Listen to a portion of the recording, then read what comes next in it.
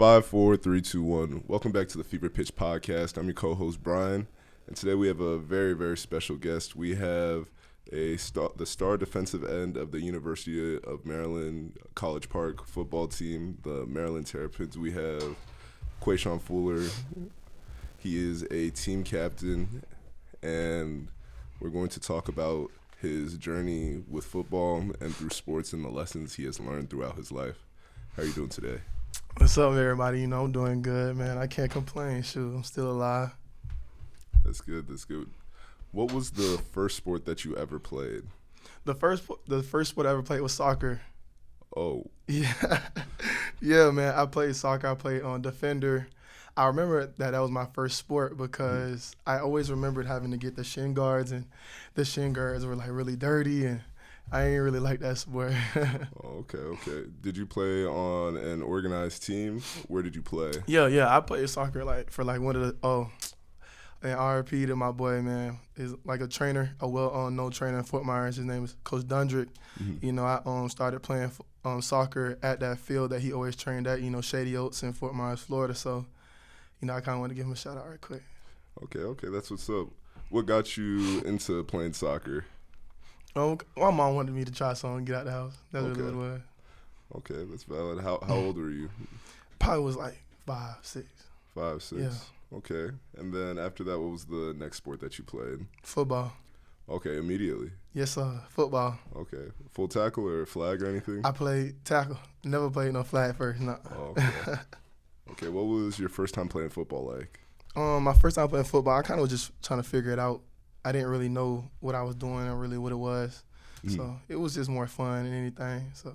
Okay, before you played, had you ever watched it or anything like that?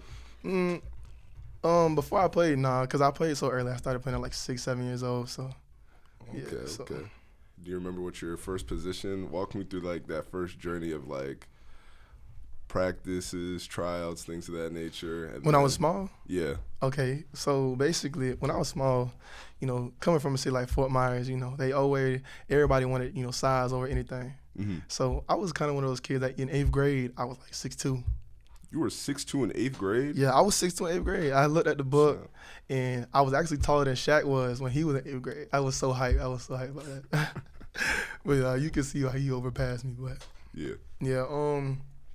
so basically, I was already big. I was one of the big guys, so that's kind of what put me on the team and stuff. And I kind of started to learn, okay, this is pretty cool. Like, it's very physical and stuff like that. And then, at that kind of age, that's when I was going through a lot, Mm-hmm. And I didn't have no way of, like, kind of playing through it, So that's when I found football at a great time.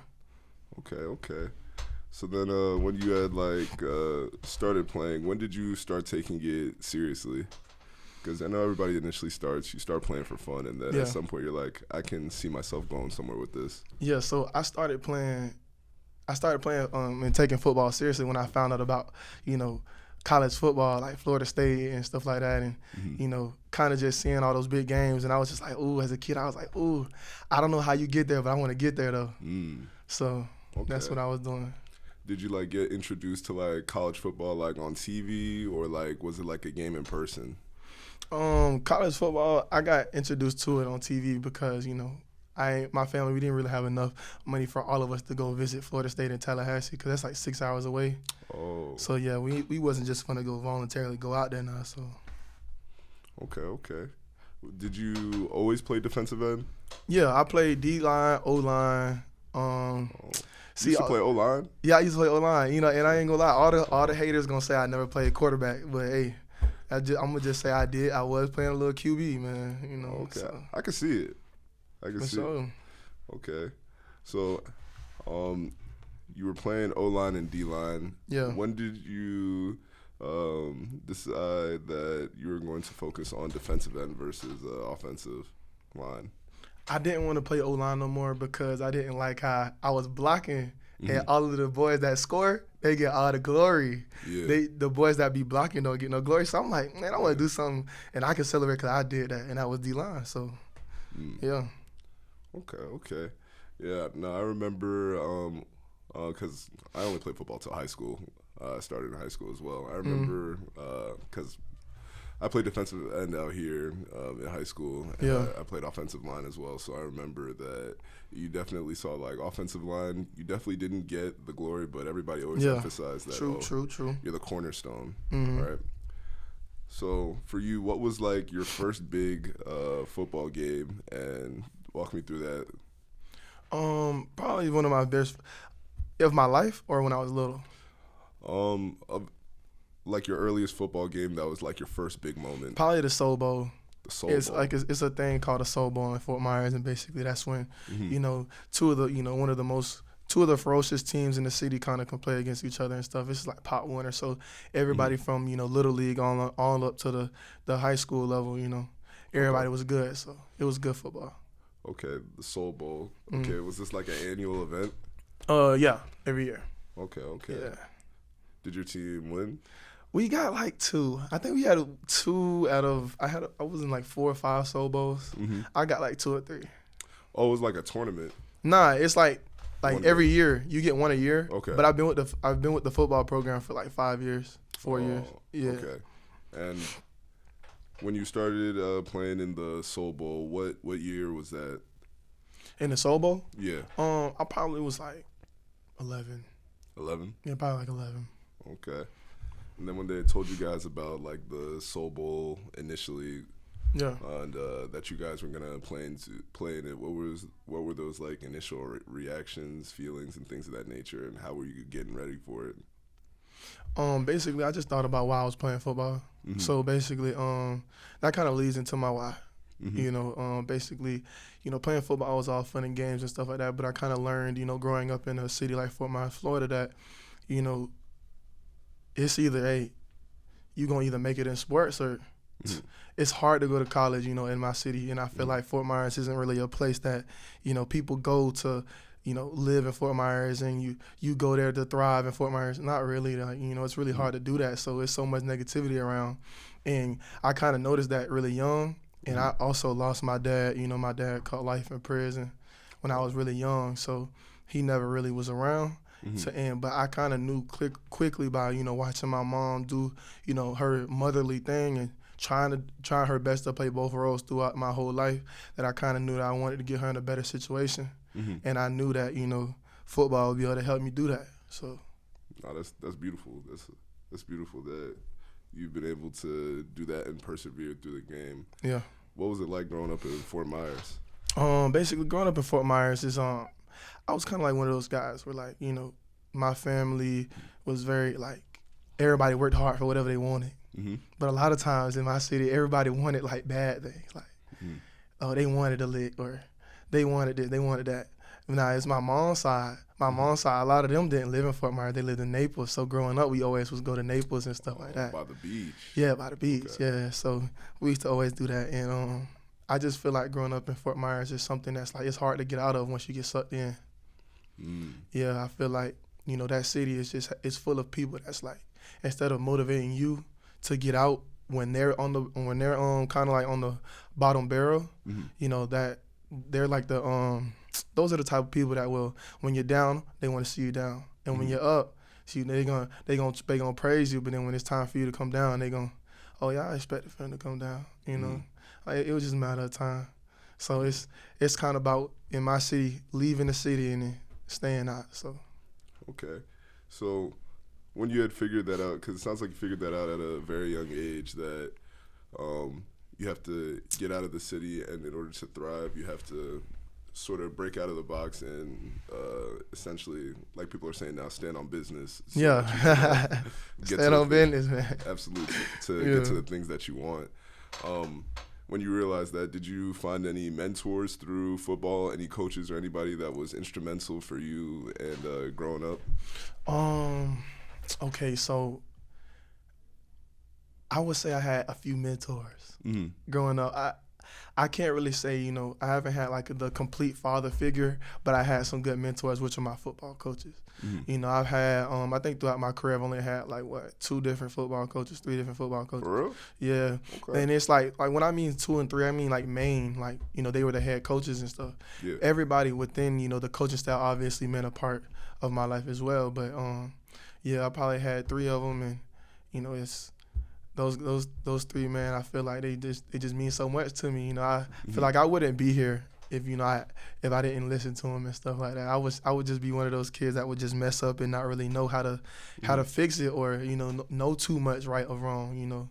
And I feel like what they're doing right now, and I feel like they're still doing it to this day to other kids in the city. It's like I feel like it's really good to see that they still always remain the same and stuff like that. So whenever you see other little kids struggling, you could kind of come in and vouch. Being a D1 football player, a lot of people want to be in these shoes in my city. So when you go to talk to them and stuff, they actually will take you seriously and stuff like that. So yeah. No, I respect that greatly. So you found those mentors in your football coaches, and you were able to persevere. What do you feel like was the first big roadblock or challenge that you hit? Within like roadblock of hitting what, like? Within football. I feel like one of my roadblocks was figuring how to get out with football.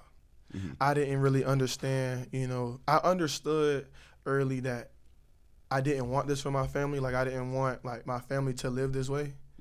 But I was trying to figure out, how do you do that though? Like how do you go about that? I'm kind of like a person where like I'm going to think big, and then it's like when I think big, it's measurable, and I'm going to always think about the measurements.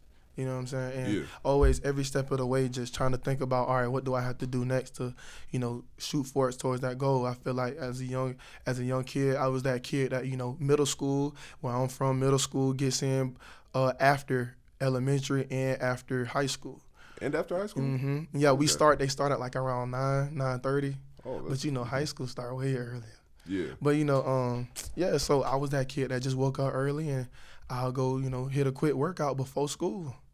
Oh, you were hitting workouts before school? Yeah, in middle school. Yeah.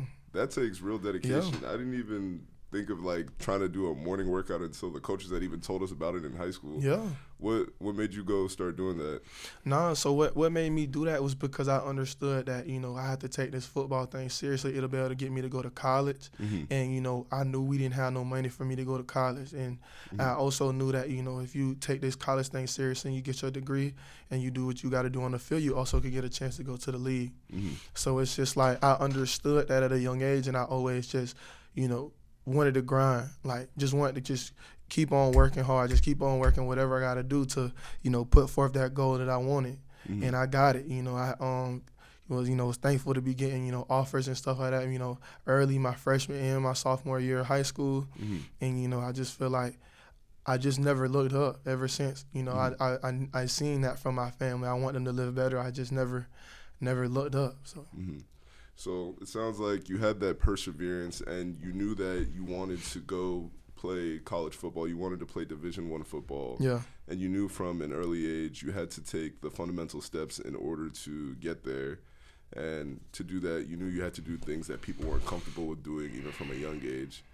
And typically at that age, most kids, they're either sleeping in, they're watching TV, but you were out there practicing those skills that were necessary for you to pursue football at the level that you're playing at.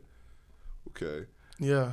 So, wow, that's actually very incredible, because most people don't really understand that until later in life. Yeah. So, would you just go out there by yourself, or did you have like a group of friends who were also pursuing football at that level with you that you played out there with in the morning? Yeah, so you talking about like every morning I would wake up? Yeah. So in middle school, so my neighborhood, I didn't really have a lot of kids my age in my neighborhood. And when I went to middle school, I always woke up and, I listened to Eric Thomas and, shout out to Eric Thomas. I know he really did a lot for me. Him and, Ray Lewis, little do they know, what I'm saying? I was listening to them as a, early kid, and before middle school, I'd be just working out I had like a little weight room that I had set up and made on my own, and I kind of scrapped and got money and kind of put that together for myself when I was in middle school, and I would run around the block and stuff. And what my mom would do every morning is that she ride a school bus. So she ride around, and when she go home, if she see that I'm not home, she'll jump in the school bus. She know my running route. Like how I run around the neighborhood, she'll go follow the route and try to find me, and then she'll just pick me up and be like, you know, you doing good. We gotta go to school. Okay. So that's why, that's how that, you know, that came. And I just always understood that, you know, you have to put in the work. You can't just pray for it. Absolutely. Yeah. You know, praying is only half of it. It's absolutely about the action that you take. Even with planning anything in life, it's definitely about the action. Without the action, you can't do anything. So you're putting in the work in middle school.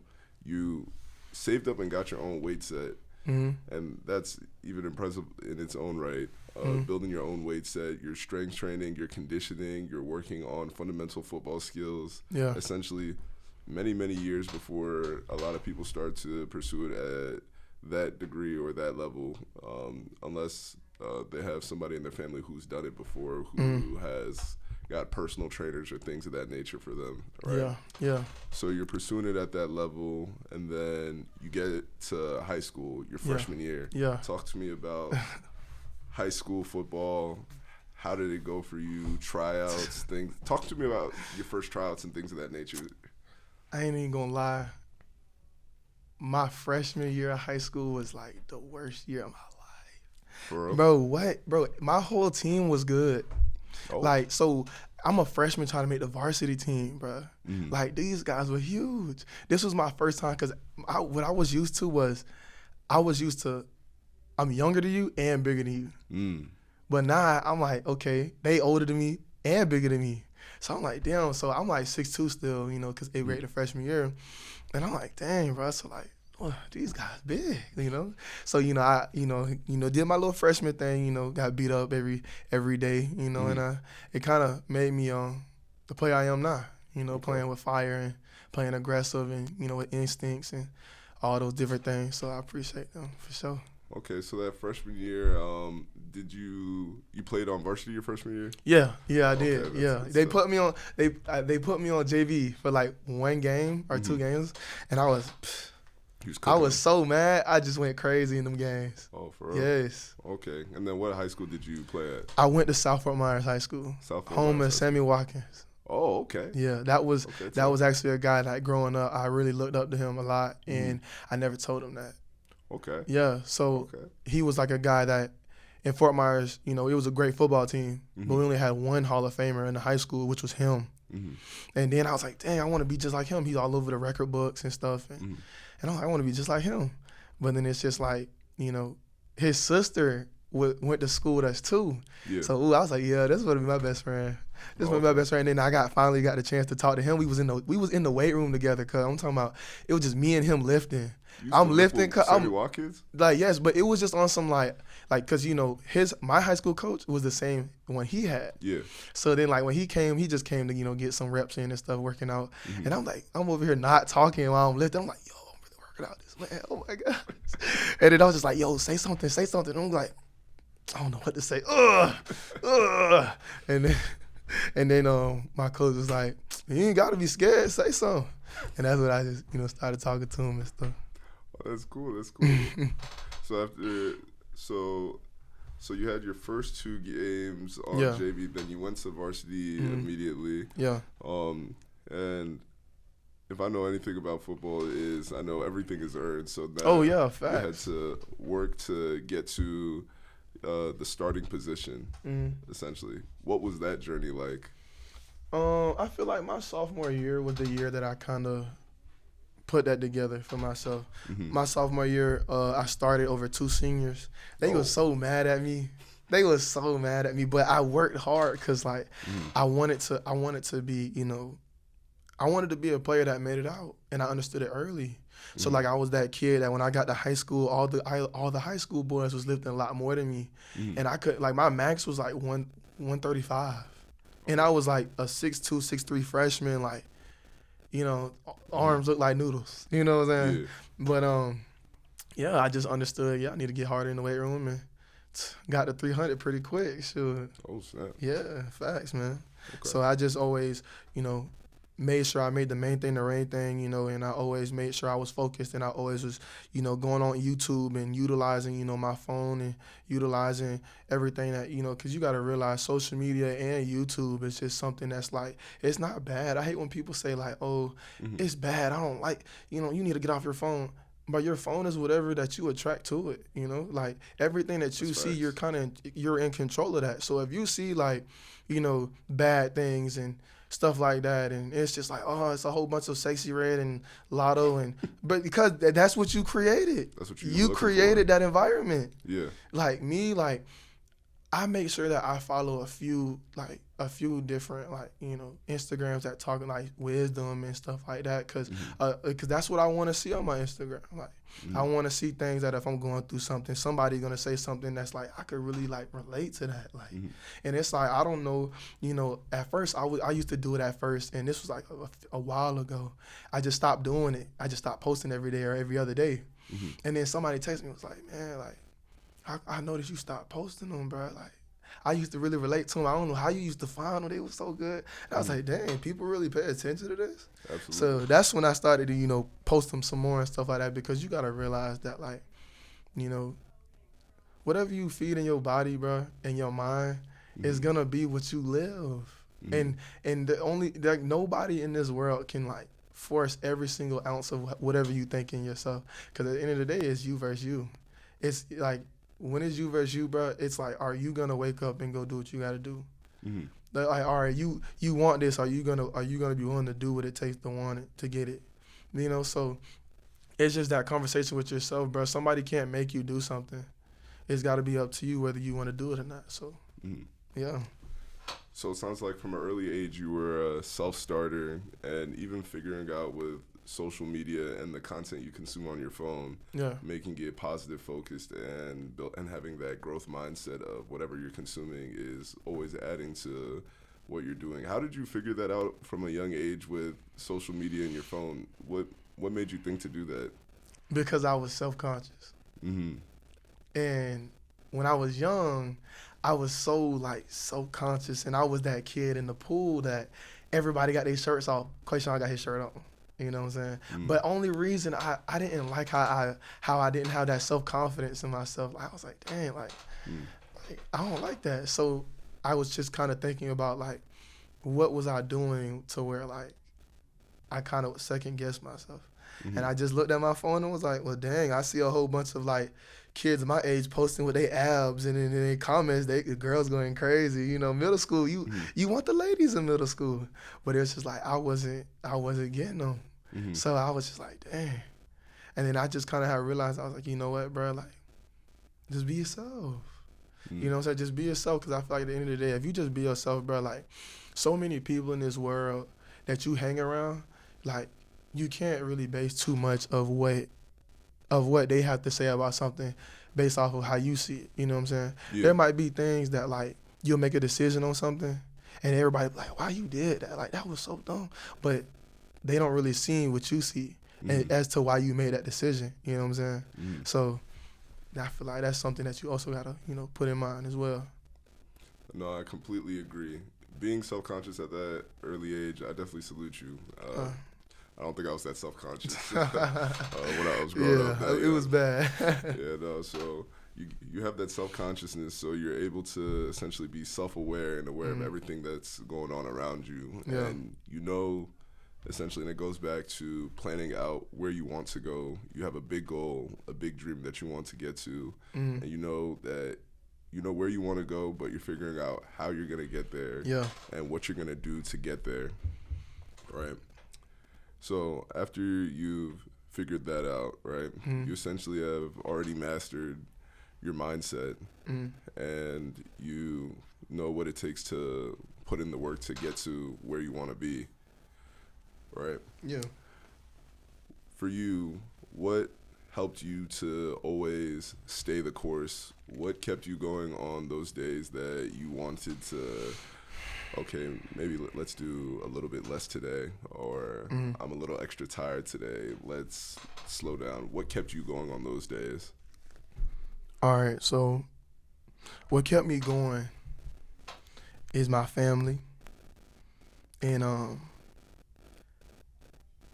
I understand people I understand people, want to see their family win, and they want to see, like, their family, be like, oh, family oriented and stuff. Yeah. Me, I'm kind of like to the point where, like, I want to, like, with this football stuff, like, I'll put my life on the line and end it all for me if they get to live the life that they deserve. Do you know what I'm saying? Yeah. And I just kind of felt like, being selfish like that, it's just done nothing but just made me thrive and just made me want to go harder every day and stuff like that. Because at the end of the day, bro, like, I love football and I have so much love for it. But at the end of the day, I want to make sure that my family's straight too. So I want to make sure I do whatever I got to do, to just, hey, there'll be some days I'll wake up out of the bed and go, dang, bro, my body hurting, or I'll just be like, dang, bro, I don't feel like, because I got this on my mind. Dang, I got that on my mind. I just wake up like, hey, I get a shower, I play some music, and I get out the shower and be like, all right, Quay, like, you done got your little time. I wake up like an hour ahead of time. So then I give myself that time to be like, all right, Quay, like, it's time to lock in. Everything that you got going is finna stay at this apartment. And then when you leave, you go handle your business, and then you come back to these problems later. So that's kind of, what I've done for myself, especially actually when I first got here. I decided to just wake up early and give myself a chance to kind of, talk some sense into myself before walking out the door. So. Okay. I respect that. I respect that. Leave the problems at home. You have things that you're trying to get done, and you need to make sure that you go get them done every day. It's about getting better progressively, not instantly shooting to the top. So you're building a strong foundation essentially through your adolescence and your teen years. Now talk to me about your first varsity football game starting. What was that like for you? In high school? Yeah. My first varsity football game, I was so turned. I was so happy because we was going against Cape Coral High School, and they were talking trash, and coach told me I was starting like a couple hours before the game. Yeah. And then when we played, their star running back was my boy Isaac Washington. And he, me and him was real tight. Like, the first year I ever played football, we played together. So it was just wild that my first, career start in high school was against him. So, I was trying to, hey, wherever the ball was, I was trying to be there. Yeah. So that's how I was feeling, man. That's awesome. How was that game for you? How'd you I did straight. I did straight. My come-up game, my sophomore year was when we played probably Fort Myers. Yeah, Fort Myers. They had an Oregon commit, Darren Felix. And I kind of did what I had to do. I don't want to say that, I just killed it. I just did what I had to do. And, it kind of just rose eyes around the city and was just like, oh, okay, he all right. You know what I'm saying? So, okay. Yeah, and it kind of just went up from there. So. Okay, so your breakout game, you feel like that was your sophomore year? Yes, my sophomore year. So after you had your breakout game, how did things change for you after that? Things changed tremendously. I feel like I ain't even gonna lie. In high school, I was that kid nobody really knew for real. Like, you knew me, but then because you gotta realize fall semester is like that first block of the school year. So when by the time we played Fort Myers, it was still early in school, and that's when like everybody like it was like, oh, okay, like, what's up, Quay? You know what I'm saying? What's up, boy? All that stuff like that. But yeah, I just feel like everything just changed. I feel like recruiting changed. People actually, I was cool with a lot of people and stuff like that. You don't really like connect with a team until you start making plays for real. So it's either you was cool as hell already and you coming in, or like you just like, if you a cool guy, you could be like, one of those assholes that make plays and you have so many friends. But if you one of the cool guys that make plays, you'll be cool with the whole team. So. Okay, so it's like after that, it's like essentially you felt the community rally around you. Yeah. Essentially, you already built that foundation. You've now got the community around you. Yeah. Now, how did the rest of your high school football career go? High school was good, man. I just feel like it was a lot of things that, I feel like I wish I was told when I was that age. And I kind of wish that I had some male guidance in my life to be able to, change the things that I've done and developed in high school. But at the end of the day, I kind of just am grateful that I kind of went through it. on my own, and I'm just grateful that, I kind of looked back at it and kind of corrected it for myself, so then if anybody out there ever just needed some type of wisdom from me, and, and you trying to get to where I'm at and stuff like that, it's like, hey, man, you from the crib, bro, like, I'm gonna look out for you, so. No, that's valid. Mm-hmm. So what were some of those things that you wish you had known, and what were some of those lessons that you had to learn through the rest of your high school football journey? I feel like I wish I had somebody to tell me, like, to really break down the recruiting process to me. Mm-hmm. That I also wish in high school, I wish I had a more of a father figure. Mm-hmm. I feel like right now I'm in a stage where, like, I really, like, I found me a life coach. Mm-hmm. You know what I'm saying? I found me a life coach, and I feel like, having one of those guys in your ear, you trying to be a better man for not only your future family, but for yourself as well. Mm-hmm. I just feel like it's a great move for me. So. Okay, valid. Yeah. Valid. Okay, so you got the life coaching now while you were in college, or you got the life coach in high school? So I kind of skipped up. I had got that in college. Because I just found him type. So that's why I was kind of I had to say that one. I ain't even gonna lie. Okay. He cool. Okay, valid. Okay, so you've learned those fundamental lessons in high school. Yeah. How did you decide where you were going to go to college coming out of high school? Tell me, like, how did I decide to go to Florida State? Yeah. I ain't even gonna lie, boy. Everybody named mama knew I was going to Florida State since 8 years old. Oh, for real? What? Like, everybody knew I was going to Florida State. Mm-hmm. Like, I was that kid always wearing Florida State. When I committed to Florida State, I committed them the same day they offered me. Nobody knew that. Oh. Nobody knew that. I told people I committed, like, later on. Mm-hmm. Nah, I committed that same day. Oh, like, what? Day. The first day, as soon as she said it, commit. Okay, but like, cool. Because it was like, that's my dream school, Yeah. It meant so much to me. That's why, like, when I left my dream school, it really hurt me, though. Like, I went through a lot of trials and tribulations of, letting go of that dream that I once had. Mm-hmm. But I'm kind of thankful, though, that I'm here at Maryland. Yeah. It's kind of good to be a Terp, man. We doing good. You guys are doing very good. Yeah. Doing very well. Of course. So where do you remember where you were and how it was when you got your Florida State offer? I got offered at their facility. Oh, okay, you were on a visit? Yeah, I was on a visit. They offered me. So I came out for my first time. It was my 8th grade. It was a camp. Mm-hmm. Then I came again for another camp the next year. And then I ended up getting an offer because I think I ran like a 4.9 40. Mm-hmm. And I was like 6'2", 6'3". Like, they was like, well, damn, if he can run a 4.9 and he this young and he this big, like, he gonna probably mess around. He could play something over here. So that's kind of what they, looked at it. And then they already knew that I loved them. Mm-hmm. My high school coach, James Chaney, played for Florida State. And he kind of just loved Florida State. And my uncle Robert, he loved Florida State too. Mm-hmm. So it's like seeing them with the passion. And then Florida State was winning like every day, like every week they was winning. So I was like, oh, shoot, okay. So he kind of just grew on me. I wanted to be one of those guys. Okay, absolutely. So now you're leaving high school. Mm-hmm. Well, actually, let's talk about your senior year. Mm-hmm. Talk to me about your senior year of football. I know for everybody that senior year of football, you want to leave it all out on the field. Yeah. Oh, yeah. Leave that legacy behind. Yeah. Because I'm not sure how it's structured at your high school, but I know for us we have like the athlete wall of fame. Yeah. We got that too. Yeah. I'm on there. I believe it. Absolutely. Yeah, I'm on there. That you've done. Yeah, I'm on there. Nah, so high school, I ain't even gonna lie, bro. I had one game. I had 2 interceptions in one game. You had 2 interceptions? At D-line, yo. As a defensive end? Yeah, and I think it was our homecoming game. Mm-hmm. Yeah, it was crazy. And then also, too, the last 2 games of my career, I had, the second to last game of my career, we play on Fridays. Yeah. On that Wednesday, I found out I had a little bit of pneumonia.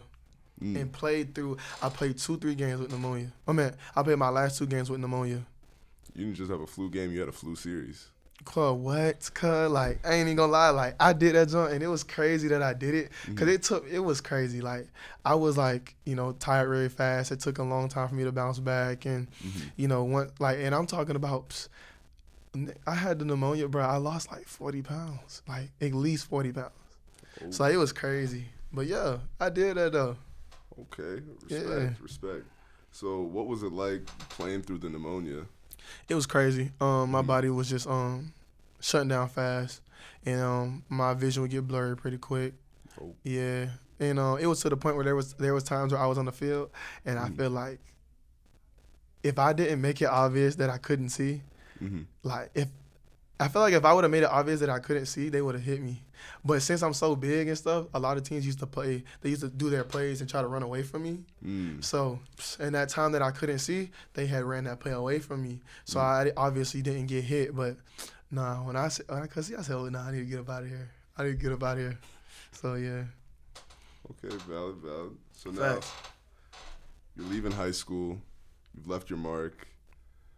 You're now in that summer before you go to college. What did you do to prepare to go to college during that summer? I came early. I was already there. Okay. I was in college before I even graduated high school. Oh, yeah. Okay. I came early. Talk to me about that. I enrolled early. I knew that, once I was going to Florida State, like, I wanted to do nothing but just get there. So I did whatever I could to, get there fast and try my best to, get in that fold and get on that field, man. Let's do it. Like, I wasn't wasting no time, so. So you go there early. What's that experience like? Because it's essentially your semester before the semester, right? It was a lot. Coming from Fort Myers to the city of Tallahassee is a very big difference. It's really a lot of fun. There's a lot of distractions. A lot of distractions. But I feel like the city of Tallahassee will teach you something though. It kind of taught me that, if you want to have fun, you can have fun, but it's all about balance. And life is about balance. It's like you want to have fun and you want to also, be the best you can be in whatever you're trying to do. Yeah. You got to figure out your life balance. If you can't go out to the club and be out there till 4 a.m. No, you got to be up at 8 somewhere. You're not going to get out that bed. Absolutely. Nah, just miss out on this one, gang. You good. You know what I'm saying? Like, you got to be able to just, think about, not so much of what happens in the present, just what could happen in the future if you're doing what you're doing. That is true. Yeah. Okay, so you're learning those lessons essentially early because you're on campus early. Yeah. And you're getting adjusted early. Yeah. So going into your first official semester, how was college for you? What was that first experience like of doing the college level training for football as a Division I athlete? Okay, so the football part or the whole thing? Talk about the football part and then talk about the overall experience. Okay, so my freshman year was probably like the best year of my life. I was at my dream school. I was working out, with guys that's for to be in the NFL. And I was like, okay, yeah, I'm with these guys now. And I'm working out with them. I'm putting on the helmets, and I'm really living out my dream. Yeah. And then on the other side of it, boy, what that song say? Girls, girls, girls, girls. I ain't gonna lie, they was everywhere, bro. They was everywhere, and then somebody that took me out the game early, bro. Crazy, yes. What took you out the game early? Yeah, it took me out the game. I had, I think I had a girlfriend. I think I was only in school I was only in college for like 4 months. Yeah, I was only in college for 4 months, and then I got a girlfriend. Okay, so I'm confused. What happened? Yeah, I don't know. I just had that feeling though, and I was like, oh yeah, this is the one. You know what I'm saying? Like. Okay. I had a, I'm a guy that's like, I'm very decisive. I'm a realist. I'm a manifester. And I manifest this, not just who I'm with, but I manifest my life for myself.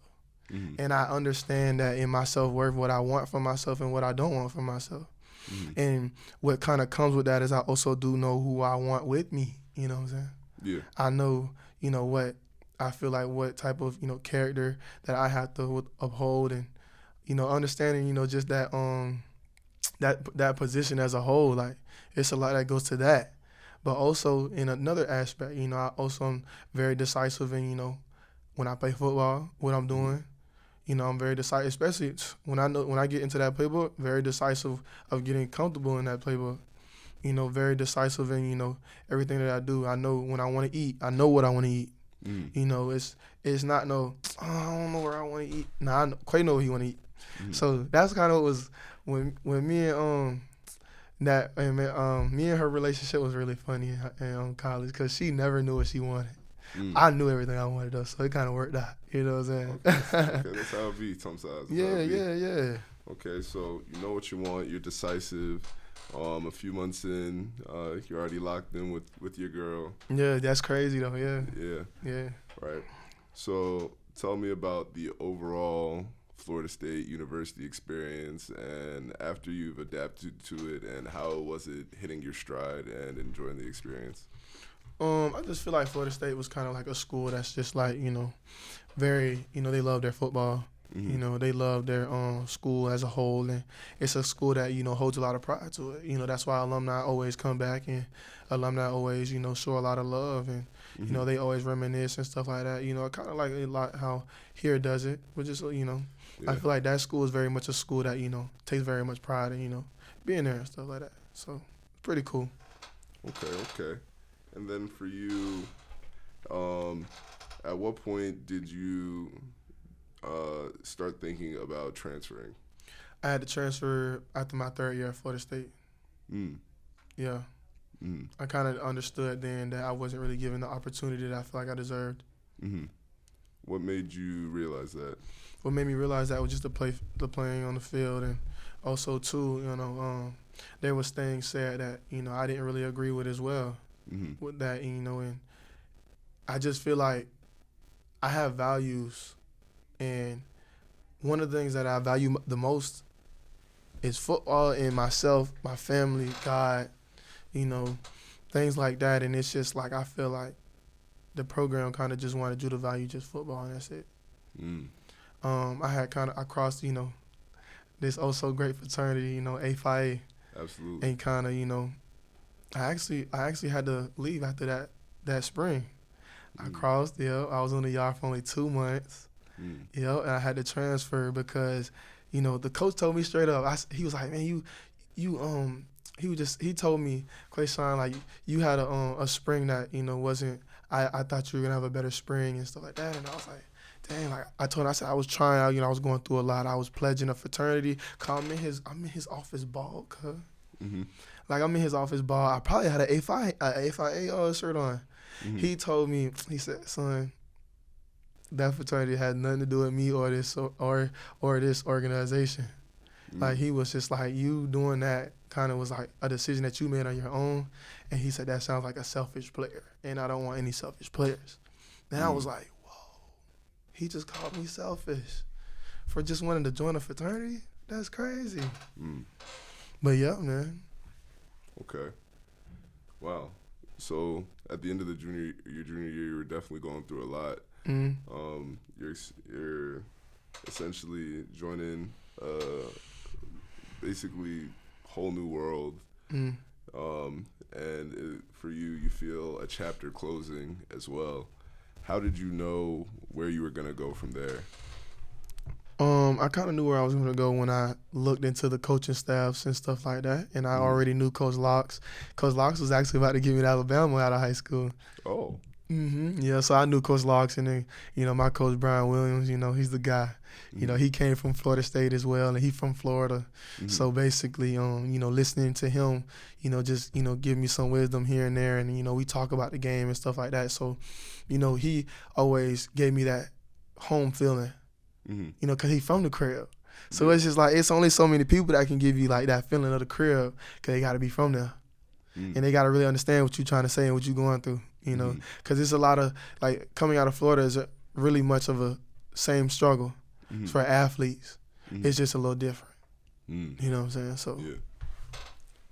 So then you come to Maryland. Walk me through how it was transitioning over here to Maryland and adjusting. I ain't gonna lie, adjusting, it took me so long. It took me like a year, almost a year to completely adjust. I think I was just shell shocked. I think for the first the first like 5 months, I kind of was just telling myself like I feel like I'm still in Florida. You know, like I didn't really. It kind of didn't click to me that I was gone yet, and then when it kind of clicked, that's when everything kind of like my mental was bad and stuff like that, and I was like, dang, and it started to get cold all the time. I hate the cold. It started to get cold all the time, and I was just like, dang, bro, like this is what we got to do every day. So, but nah, I kind of right now I'm very appreciative, being here, and I love it here, man. I ain't even gonna lie, I can't wait to get older and come back and start reminiscing myself. So I'm gonna be like, yeah, man, it's the school, man. We made it happen. You know what I'm saying? Absolutely. So, yeah. Absolutely. So after that 5-month period where you initially felt like you were in Florida, you felt snapped into the reality of you were in Maryland, and then from there, what was it like?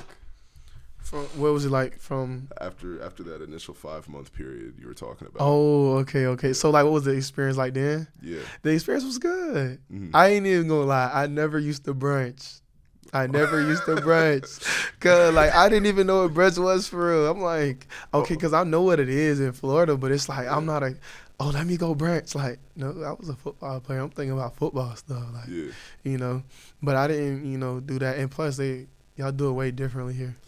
It's a good time. The brunch culture in the DMV is very serious. Great time. But serious. It's that, and also too, the football. I also love how being in the JHH facility, it's very nice, and everything's up to date, and I feel like everybody around there is treating me like a pro.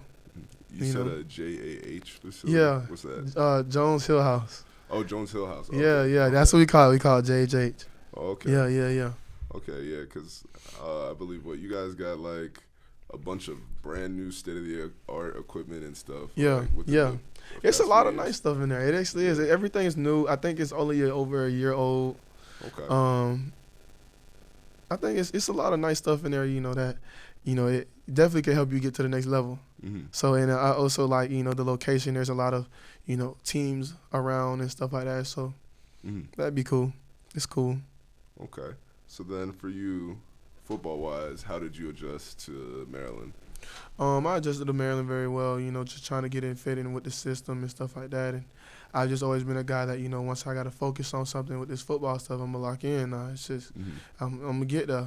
I'm probably not there right now, but I'm going to get there, though. So it's just like, I just kind of kept my head down and just focused in on that football stuff because I understood that the type of defense that we run here at the University of Maryland is something that I need to go to the NFL. So, when I go to the NFL, there's not really too much that you can show me and teach me that's new to me. So I'm a guy that I like to see things and learn things. So then when it's time to actually go do it, I can be like, okay, I know this. Bet, coach. You know what I'm saying? Like, I actually could get out there and, do my thing and actually be confident in it and stuff like that. And I say that because there are players out there in the league that, are trying to learn certain techniques that they didn't probably learn earlier. And, they trying to get the hang of it and stuff. I want to be one of those guys that already know I'm already there. It's just kind of just, all right, now you got to fit in with the speed and stuff like that. So I feel like Maryland is definitely the school that's helping me get ready for the next level. So. Okay, that's fire. Facts. So for you,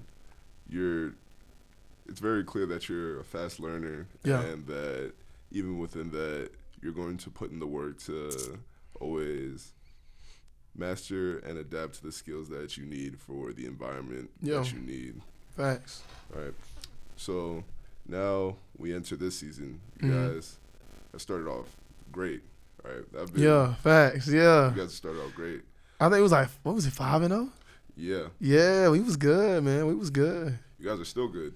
Yeah, we still is good. Yeah, I'm tripping. Yeah, we still is good. Let me stop. Because for me, my freshman year was 2019, and when I came here, it started off in a similar fashion, and then COVID, everybody. Oh, yeah, I wasn't here yet. I remember that though. I remember that they were saying a lot about that. I remember that. Yeah, and then for you, right? This year, what's your attitude and mindset for this season, and how are you pursuing things?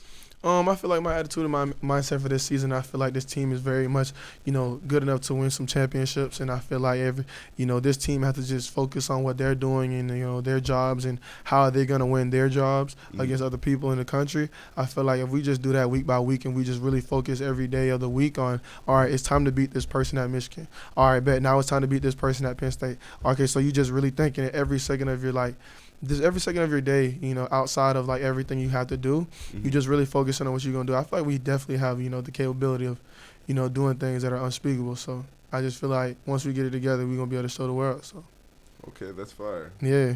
That's what I like to hear.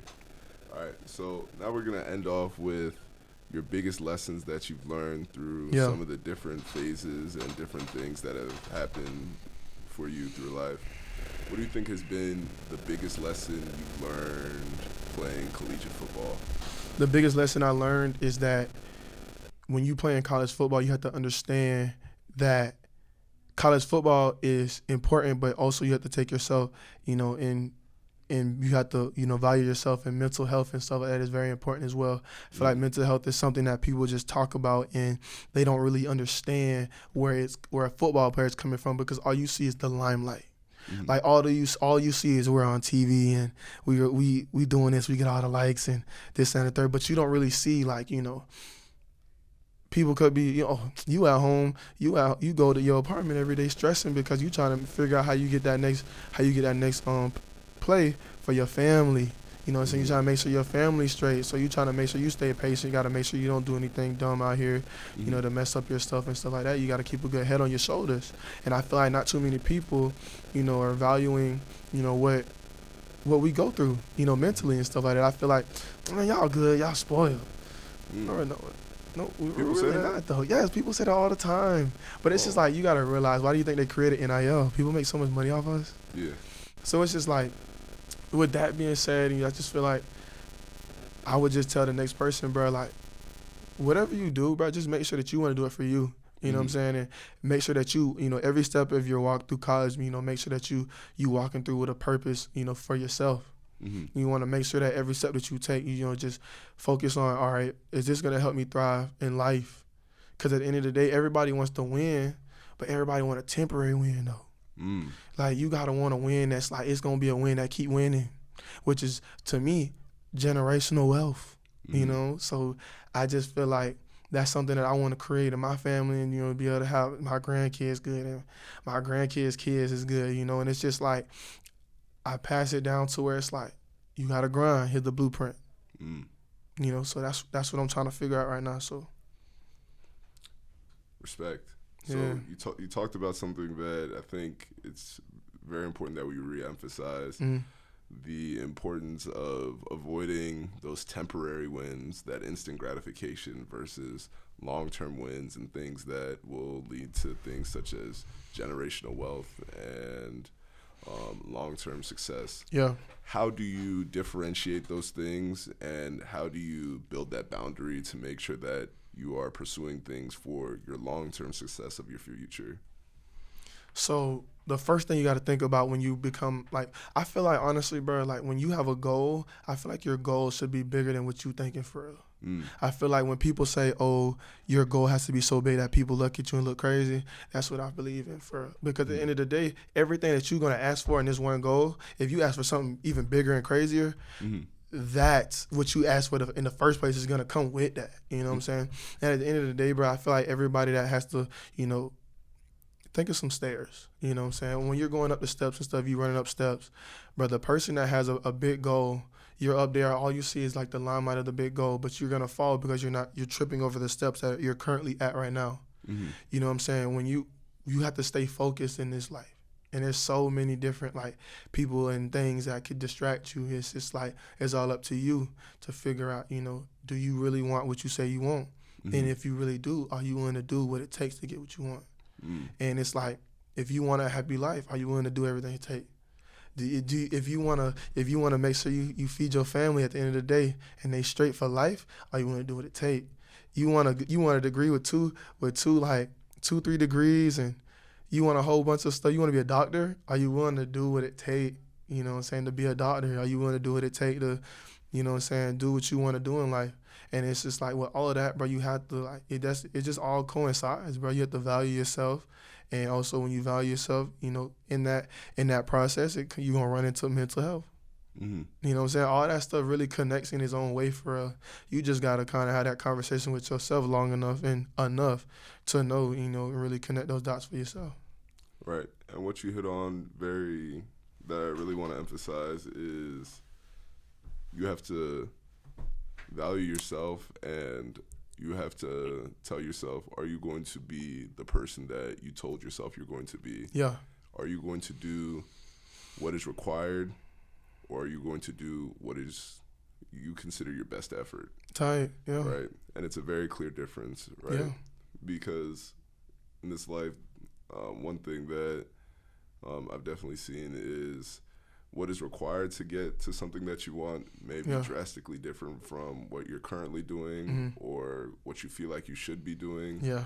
And sometimes when you hear what is required, it may be unfathomable. It may sound ridiculous. Like, I have to do what in order to get to this goal? But it's really when you focus and lock in on the things that matter to you. It's when you lock in, you cut out the distractions like you were talking about, that you're truly able to attain the goals that you want. Thanks. All right.